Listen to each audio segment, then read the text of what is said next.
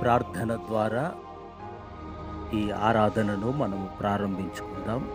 దయచేసి మందిరంలో ఏ రీతిగా మీరు క్రమంగా కూర్చుంటారో అలాగే ఆరాధనలో కూర్చోవాలని ప్రభు పేరిట మనకి చేస్తూ ఉన్నాను.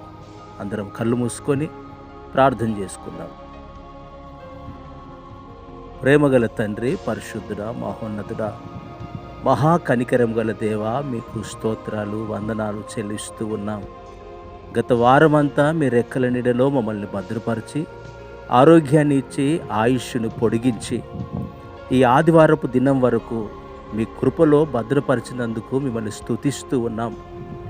మాకంటే ఘనులు, శ్రేష్ఠులు ఈ దినాన లేకపోయినా నీ కృప మమ్మల్ని జ్ఞాపకం చేసుకున్నందుకు మిమ్మల్ని స్తుతిస్తూ ఉన్నాం. ప్రభా, మీకు వందనాలు. ఈ ఆరాధనను మీరు భారమెత్తి నడిపించండి. ఆది నుంచి అంతం వరకు మీరే అధ్యక్షత వహించమని ప్రార్థిస్తున్నాను.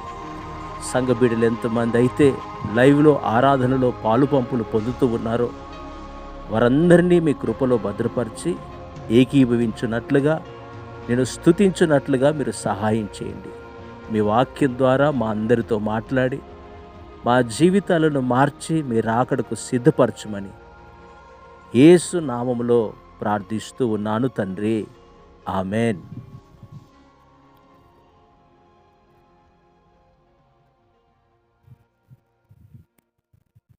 పాటలు పాడుకొని ప్రభు నామాన్ని మహిపడదాం. పాటలు పాడుతూ ఉండగా అందరూ చక్కగా చప్పట్లు కొడుతూ ప్రభు నామాన్ని మహిపడదాం. నాకై నిరాకరించబడిన రాయి అదిగో సమీపించరాని తేజస్సు నీది, నిన్ను చేరలేని పాపమే నాది. సమీపించరాని తేజస్సు నీది, నిన్ను చేరలేని పాపమే నాది.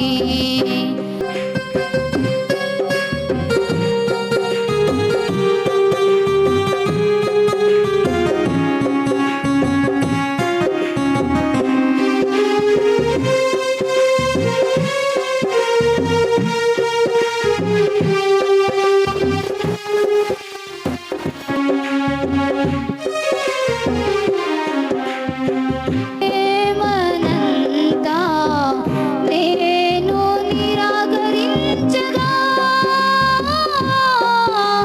తృణీకరించబడినను తల వంచెను. సాత్వికుడైనను క్షమించెను. తృణీకరించబడినను తల వంచెను. సాత్వికుడైనను క్షమించెను.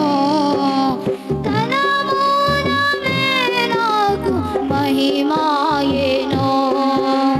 తన మూలమే నాకు మహిమాయెను. సమీపించరాని తేజస్సు నీది, నిన్ను చేరలేని పాపమే నాది. సమీపించరాని తేజస్సు నీది, నిన్ను చేరలేని పాపమే నాది.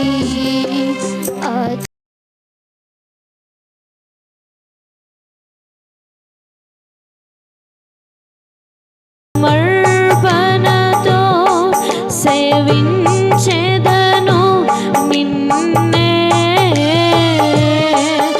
సజీవుడనై ఆరాధించెద నిన్నే.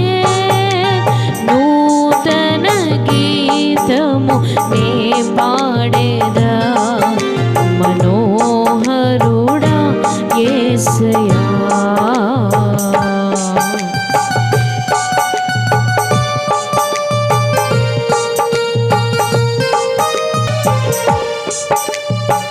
కొలువు చే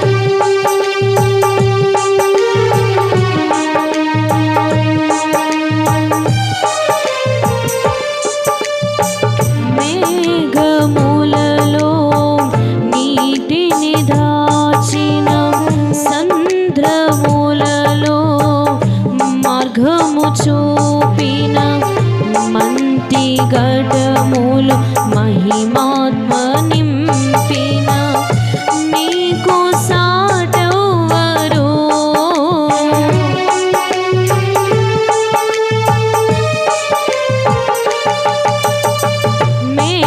మేఘములలో నీటిని దాచిన సంద్రములలో మార్గము చూపిన మంటి ఘటములు మహిమాత్మ నింపిన నీకు సాటెవ్వరు. నీవేనా విజయము, నీ మహిమయే నా గమ్యము. నీవేనా విజయము, నీ మహిమయే నా గమ్యము. నీవేనా ప్రాణము, నిన్ను వీడి నేనుండలేను. నీవేనా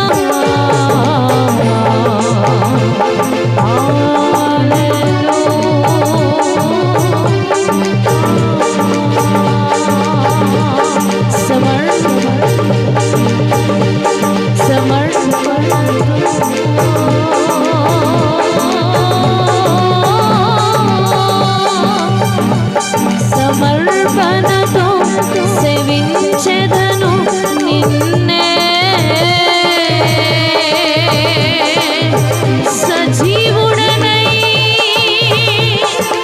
ఆరాధించెదను నిన్నే.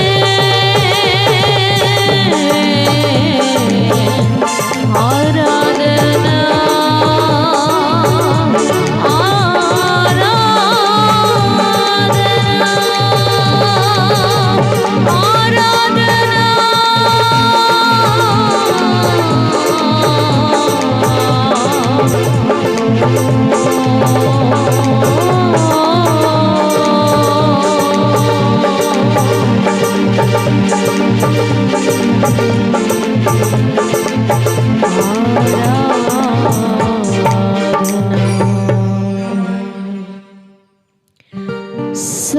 సమర్పణతో సేవించెదను నిన్నే.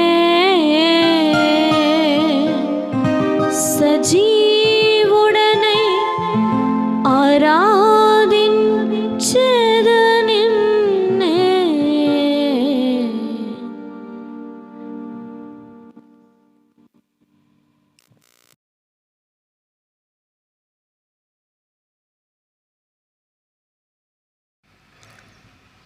ప్రభును రక్షకుడైన యేసుక్రీస్తు పరిశుద్ధమైన నామంలో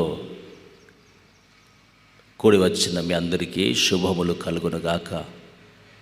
ప్రియమైన దేవుని బిడ్డలారా, మనం ఎదుర్కొంటున్న విపత్కరమైన పరిస్థితి మధ్యలో ఒక విశ్వాసిగా, ఒక సంఘముగా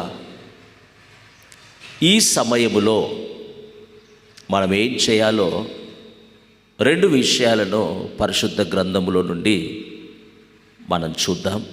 రాజుల 2వ గ్రంథము 5వ అధ్యాయము 26వ వచనంలో ఒక మాట నేను చదువుతాను. ద్రవ్యమును, వస్త్రములను, ఒలీవ చెట్ల తోటలను, ద్రాక్ష తోటలను, గొర్రెలను, ఎడ్లను, దాసదాసీలను సంపాదించుకొనుటకు ఇది సమయమా?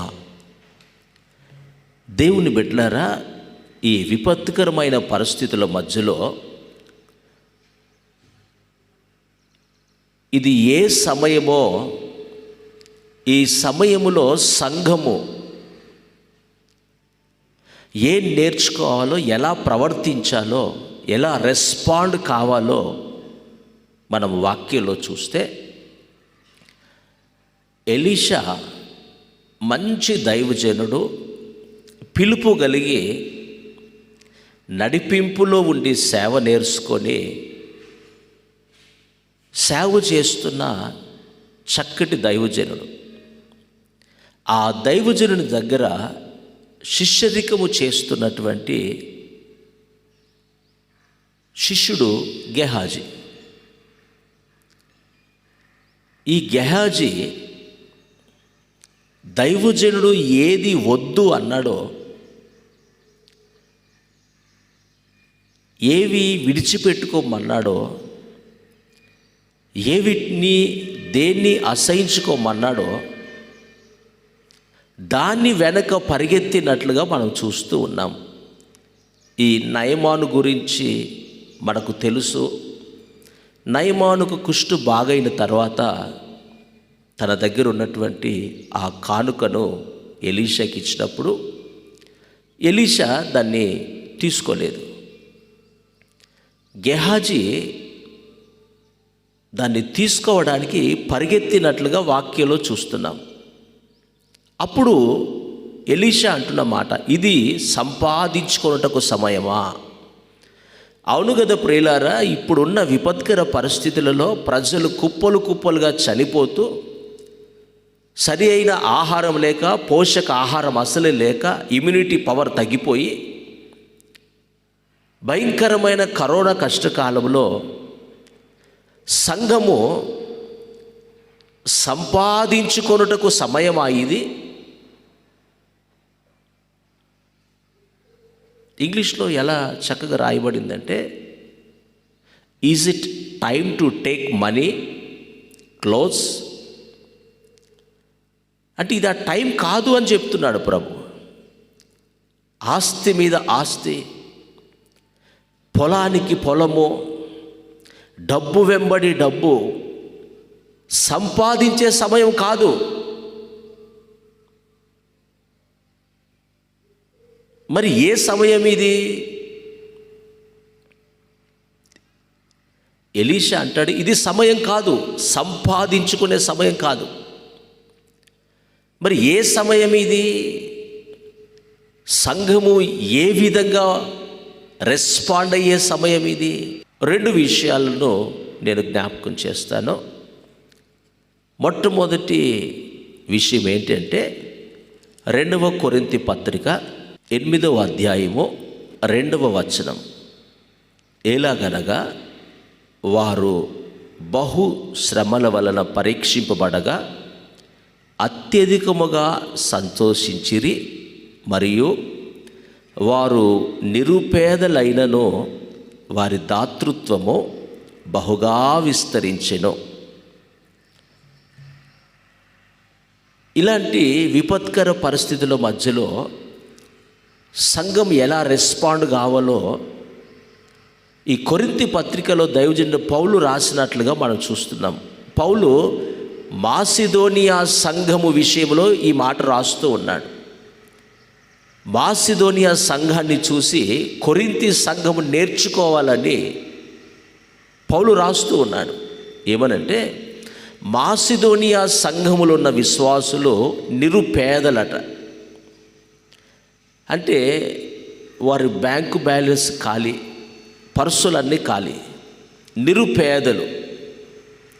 ప్రక్కన రాయబడిన మాట, వారు నిరుపేదలైనను వారు దాతృత్వము కలిగిన వారట. అంటే పేద స్థితిలో ఉన్నారు కానీ ఇతరులకు సహాయము చేసే స్థితిలో వారు ఉన్నట్లుగా పౌలు వాక్యంలో రాస్తూ ఉన్నారు. ఈ పాండమిక్ సిచ్యువేషన్లో సంఘం ఎలా రెస్పాండ్ కావాలి? ఎలీషా అంటారు, ఆస్తి సంపాదించుకునే సమయం కాదు.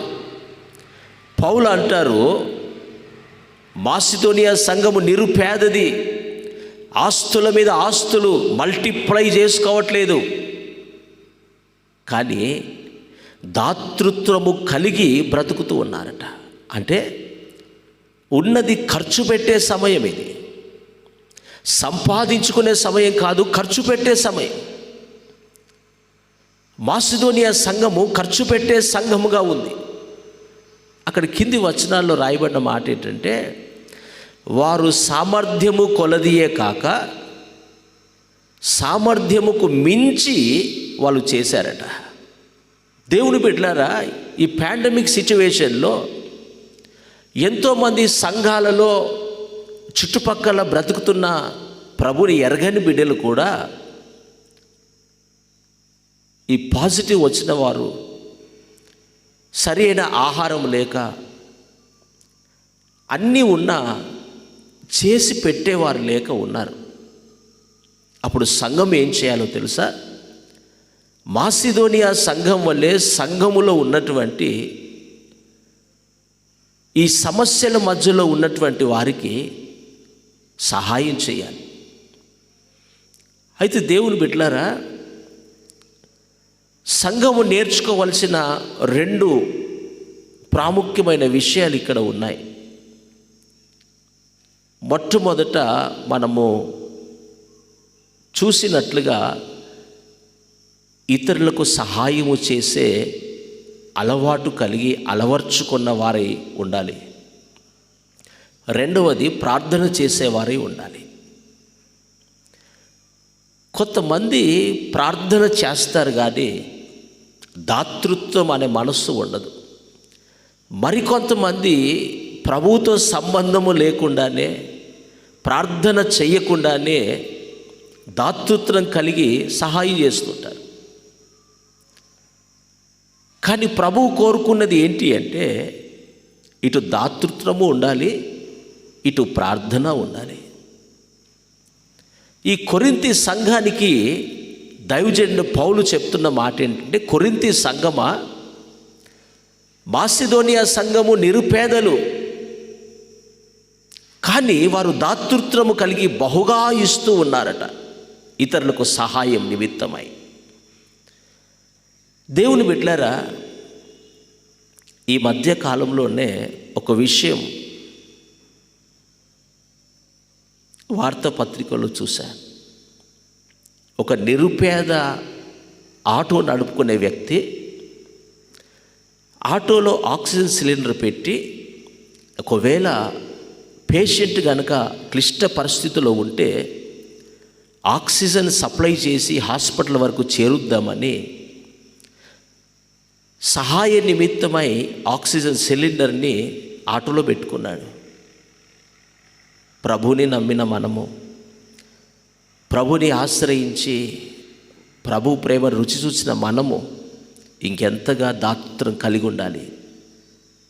కానీ అనేక సార్లు అనేక మంది జీవితంలో ఎప్పుడు లేదు లేదు లేదు అని మాట్లాడుతూ ఉంటారు. వాక్యం స్పష్టంగా బోధిస్తున్న మాట ఏంటంటే వారు నిరుపేదలు, పేదలు కాదని నిరుపేదలు. మరి ఎలా దాతృత్వం మనసు వచ్చింది అంటే వారి పాకెట్ ఖాళీగా ఉంది కానీ హృదయం నిండుగా ఉంది. ఎప్పుడైతే విశ్వాసుల హృదయం, సంఘ హృదయం నిండుగా ఉంటుందో ఆటోమేటిక్గా వారు సహాయం చేసే స్థితికి వస్తారు. ఈ రోమాపత్రిక 15వ అధ్యాయంలో రాయబడిన మాట ఏంటంటే, రోమాపత్రిక 15వ అధ్యాయంలో 26వ వచనం, ఏలనగా యెరూషలేములో ఉన్న పరిశుద్ధులైన బీదలైన విశ్వాసులకు సహాయము చేయు నిమిత్తము మాసిదోనియా సంఘము మరొక సంఘం వారు చందా వేయ ఇష్టపడిరి. నిరుపేదలండి. ఎప్పుడు మన కడుపుకి మనకి సరిపోదు, ఎంతైనా సరిపోదు. స్వార్థపూరితమైన భక్తి ఈ సమయంలో విడిచిపెట్టాలి. సంఘం మార్పు చెందాలి, క్రియారూపకమైన అనుభవంలోనికి రావాలి. యెరూషలేములో పరిశుద్ధులైన విశ్వాసులు ఉన్నారట, అందులో కొందరు బీదలు ఉన్నారట. ఈ నిరుపేదలైన ఈ మాసిదోనియా సంఘ విశ్వాసులు వారికి సహాయ నిమిత్తమై చందా వేయ ఇష్టపడిరి. ఈ పాండమిక్ సిచ్యువేషన్లో అనేకులు ప్రాణాలు కోల్పోతున్న పరిస్థితి మధ్యలో, నిరీక్షణ కోల్పోతున్న పరిస్థితి మధ్యలో నేను బాగానే ఉన్నాను, నాకన్నీ బాగానే ఉన్నాయి, దేవుని కృపను బట్టి నేను ఆయన నన్ను ప్రేమించటం ద్వారా, కాపాడు ద్వారా బాగున్నాను అని అనుకుంటున్నామేమో మనం. బాగున్న మనమేం చేయాలి అంటే మాసిదోనియా సంఘము వలె ఇతరులకు సహాయం చేయడానికి ఇష్టపడాలి. ఎప్పుడు మన అవసరతలు, ఎప్పుడు నాకు నాకు నాకు నా పిల్లలు, నా కుటుంబము, నాది నాది నాది.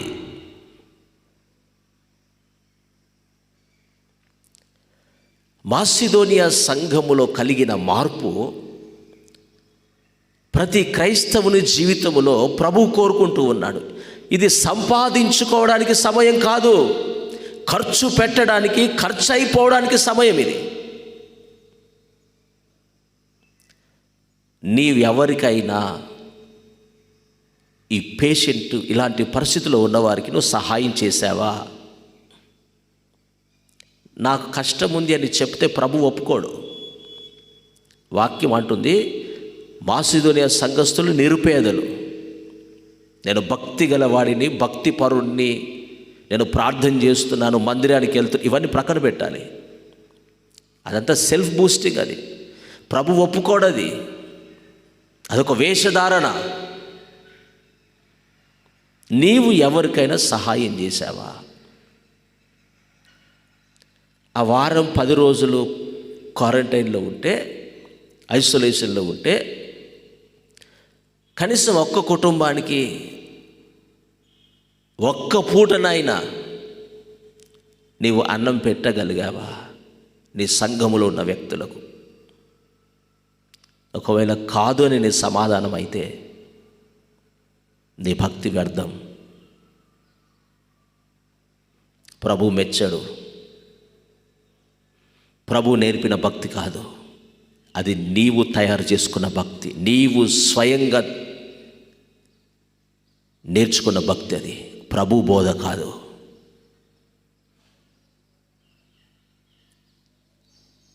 అందుకే దైవజనుడు గద్దించి మరి చెప్పాడు, ఇది సమయమా సంపాదించుకోవడానికి? నీ ప్రక్కన ప్రాణాలు పోతూ ఉంటే, డబ్బుకు డబ్బు, స్థలానికి స్థలము, ఇంటికి ఇల్లు పోగేస్తున్నావు. నువ్వు క్రైస్తవునని చెప్పుకుంటున్నావు. జాగ్రత్త. ప్రభుని ఎరగని ప్రజలు అడ్వర్టైజ్ ఇస్తున్నారు. మీరు ఈ పరిసర ప్రాంతాల్లో ఉంటే మీకు 14 రోజుల వరకు మేము ఉచితంగా భోజనం మీ ఇంటికి వచ్చి మీకు అందిస్తాం. క్రైస్తవ సమాజమా, ఆలోచన చేద్దాం.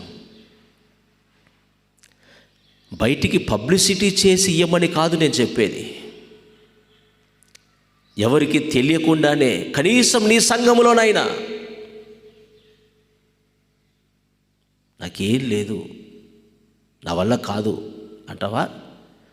మాసిదోనియా సంఘము నిరుపేదలను రాయబడి ఉంది. నాకు తెలిసి ఆ నిరుపేద స్థితిలో సంఘములో ఎవరు ఉండరు.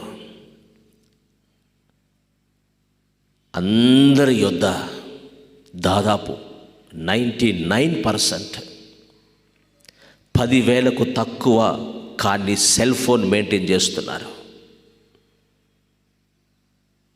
ఆలోచించండి ఒకసారి. మనల్ని మనం మోసం చేసుకోవద్దు. దేవుని బిడ్డలారా, కనీసం ఫోన్ చేసి అయినా, అన్నా బాగున్నారా, మీ కొరకు ప్రార్థన చేస్తున్నాం, మీరు బాగుతారు, ఒకవేళ మీకు ఏదైనా తక్కువ ఉంటే మాకు చెప్పండి అన్నా, మేము తెచ్చిస్తామన్నా, మేము సహాయం చేస్తామన్నా. ఎవరితోనైనా చెప్పావా? ఒకవేళ అలా చెప్పకపోతే కనీసం ఈ వర్తమానం ద్వారానైనా, ఇది సంపాదించుకునే సమయము కాదు, ఖర్చు పెట్టే సమయం అని నీవు గ్రహించాలని ప్రభు కోరుకుంటున్నాడు. రెండవ విషయాన్ని మనం చూస్తే, ఈ పాండమిక్ సిచ్యువేషన్లో సంఘం ఏం చేయాలి, ఎలా రెస్పాండ్ కావాలో మనం చూస్తే ఎస్తేరు గ్రంథము 4వ అధ్యాయము 14వ వచనం. ఇక్కడ మొర్దెకై ఎస్తేరుతో అంటాడు, నీవు ఈ సమయమున ఏమియో మాట్లాడక మౌనముగా ఉండిన ఎడలా. ఈ పరిస్థితులన్నీ చూస్తూ మనం మౌనంగా ఉంటే అది ఏమాత్రమో ఆత్మీయ అనుభవము కాదు, ప్రభువు నేర్పినటువంటి బోధ కాదు అని మొర్దెకై చెప్తున్నాడు. ఎస్తేరు గ్రంథం మనందరికీ తెలుసు. యూదులందరినీ చంపాలని శాసనం బయలుదేరింది. ఇప్పుడు అది రద్దుపరచాలి అంటే ఎవరి వల్ల కాదు. అది ఎవరు శాసనాన్ని రాసి ముద్ర వేసి పంపారో వారి వల్లనే అది అవుతుంది. వారే మరలా దాన్ని రద్దుపరిచిన ఆ శాసన ముద్ర వేసి మరలా పంపాలి. అలా రద్దుపరచబడాలంటే ఎవరైతే ఈ ఆంక్షలు, ఎవరైతే ఉత్తర్వులు జారీ చేశారో ఆయనతో మాట్లాడాలి, ఆయనను కన్విన్స్ చేయాలి, ఆయనను ప్రాధేయపడాలి, ఆయన హృదయాన్ని గెలుచుకోవాలి. దేవుని బిడ్డలారా, వాక్యం అంటుంది, సృష్టికర్త అయిన దేవుని పర్మిషన్ లేకుండా భూమి మీద ఏది జరగదు. సింహాసాన్ని స్థిరపరచుట అయినా, ఒకరిని రాజుగా అధికారిగా నిలబెట్టుట అయినా ప్రభు వల్ల కలుగుతుందని. మరి ఇలాంటి ఈ భయంకరమైనటువంటి ఈ పరిస్థితులు ఈ ప్రపంచం పైన, మన దేశం పైన ఇవన్నీ మనం ఎదుర్కొంటున్నామంటే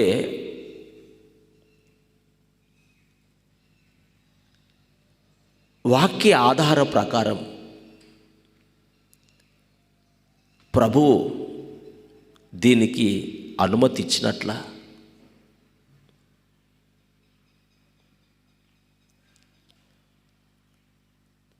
ఇప్పుడు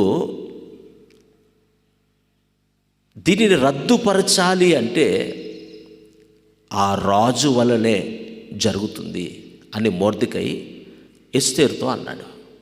నేను అంటాను, ఇప్పుడున్న ఇది రద్దుపరచాలంటే పరిస్థితులన్నీ రాజాతి రాజైన సృష్టికర్త వల్లనే ఇది జరుగుతుంది. ఇది జరగాలి అంటే ఆస్తులు సంపాదించుకునే బిజీలో ఉండే సమయం కాదు.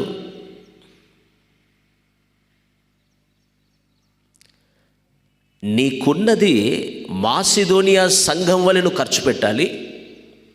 రెండవది, నీవు ఖర్చు అయిపోవాలి, నీవు ఖర్చు కావాలి, నీ ఆరోగ్యము ఖర్చు కావాలి. ఎలా? ప్రభువుతో మాట్లాడాలి, రాజుతో మాట్లాడాలి. ఈ సమయమున నీవు రాజుతో మాట్లాడాలి. అంటే ప్రభు యొద్ద ప్రార్థన చేయాలి, మొరపెట్టాలి, విలపించాలి, కన్నీరు కార్చాలి. దేవుని బిడ్డలారా, ప్రభు మొర్దెకై ద్వారా మాట్లాడిన మరొక మాట ఏంటంటే, ఈ సమయము కొరకే నీవు ఈ స్థలానికి తేబడ్డావేమో. ఏ సమయం కొరకు? ప్రభువుతో మాట్లాడడానికి. ఈ పాండమిక్ సిచ్యువేషన్లో నీవు ఒక మంచి స్థితిలో ఉన్నావేమో. బహుశా నీవు ప్రార్థించాలనే కావచ్చు ఈ వ్యాధి నీ వద్దకు రాలేదు. బహుశా ఈ సమయంలో నీవు సరైన రీతిలో స్పందించి రాజాతి రాజుతో మాట్లాడతావనే కావచ్చు, బడదాకా రాలేదు. ఒకవేళ ఇంతవరకు కూడా ఈ పరిస్థితులన్నీ ప్రభు యొద్ద నీవు మాట్లాడలేదేమో, పర్వాలేదు.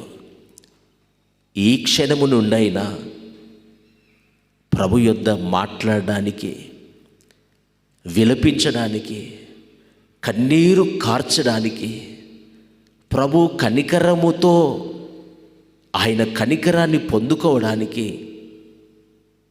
మనం అడుగులు వేద్దాం. దేవుని బిడ్డలారా, ఎస్తేరు ఒక మాట మాట్లాడుతూ ఉంది మొర్దెకైతో. ఈ సమయము కొరకే నేను ఇక్కడికి తేబడ్డాను అంటున్నావు కదా మొర్దెకై, ఈ సమయములో నువ్వు మాట్లాడాలి అన్నావు కదా. ఒకవేళ నేను నశించినను నశించేదను, కానీ రాజుతో మాట్లాడతాను, రాజు హృదయాన్ని గెలుచుకుంటాను అంటూ ఉంది. దేవుని బిడ్డలారా, ప్రార్థించి ప్రార్థించి మూలిగి మూలిగి మూలిగి మూలిగి మూలిగి మూలిగి నేను నశించినను నశించెదను.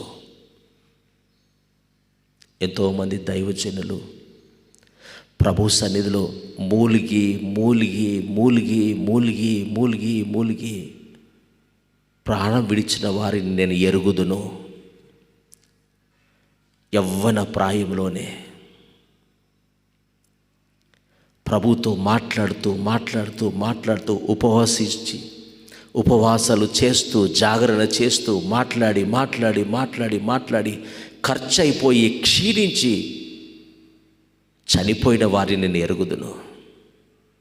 మీరు ఎరుగుదురేమో.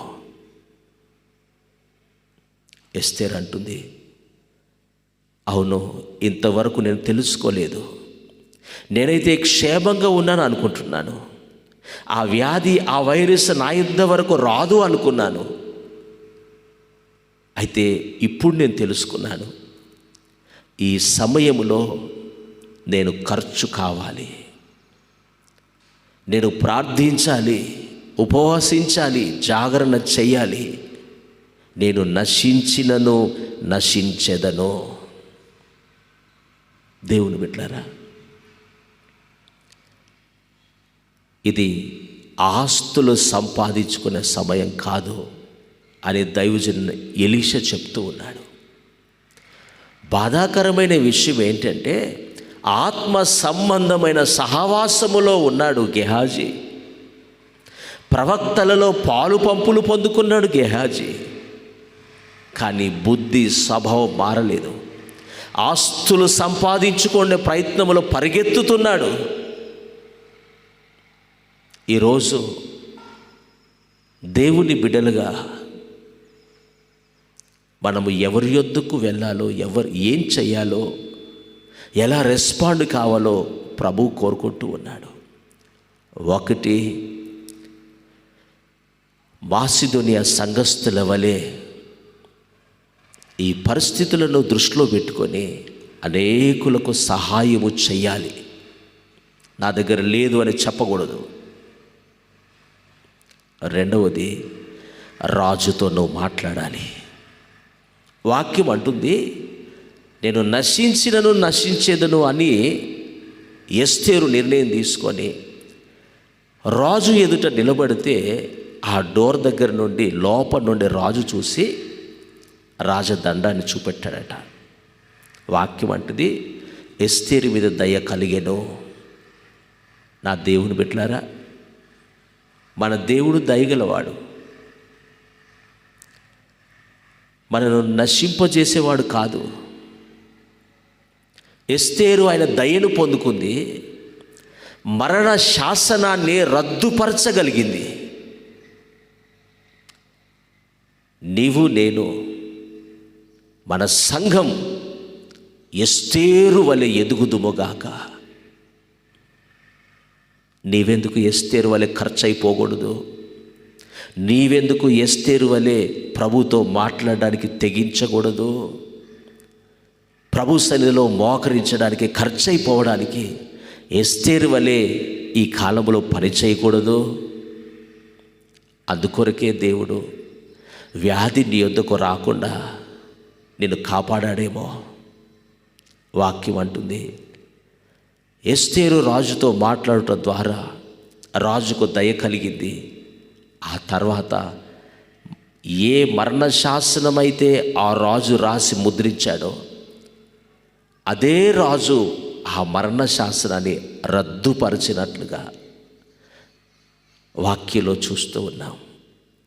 వాక్యం అంటే యూదులకు మహా ఆనందము కలిగెనో. వాక్యం వింటున్నా దేవుని బిడ్డలారా, ఈ కరోనా కష్టకాలంలో నీవు ఒకవేళ ఆస్తులు, డబ్బులు, వస్త్రాలు, వ్యాపారాలు సంపాదించుకోవడానికి నీవు పరిగెత్తుతూ ఉంటే ఇది సమయము కాదు. ఏ సమయం ఇది?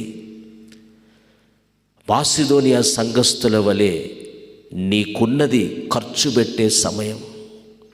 రెండవది, రాజుతో మాట్లాడే సమయం.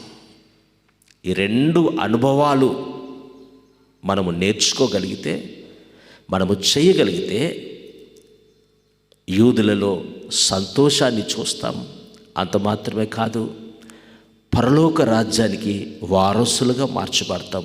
ఒక విషయాన్ని నేను జ్ఞాపకం చేస్తాను. మత్తయి సువార్త 25వ అధ్యాయము 31వ వచనంలో రాయబడిన మాట ఏంటంటే, మన తండ్రి, మన దేవుడు ఆయన మహిమతో వచ్చినప్పుడట కుడివైపున ఉన్నవారిని పిలిచి, యెహోవా వల్ల ఆశీర్వదించబడిన వారలారా, తండ్రి మీ కొరకు సిద్ధపరిచిన పరలోక రాజ్యానికి మీరు వారసులు. ఎందుకంటే నేను ఆకలి గొంటిని, నాకు ఆహారం పెట్టితిరి. నేను దప్పిక గొంటిని, నాకు దాహం ఇచ్చితిరి. నేను వస్త్రహీనుడనై దిగంబరిని, నాకు వస్త్రాలు ఇచ్చితిరి. నేను వ్యాధిగ్రస్తుడిని అయితిని, నన్ను పరామర్శించితిరి. చెరసాలలో ఉంటిరి అని ప్రభు మాట్లాడినప్పుడు వాళ్ళు అన్నారు, అయ్యా నీవెప్పుడు వ్యాధిగ్రస్తుడిగా ఉన్నావయ్యా?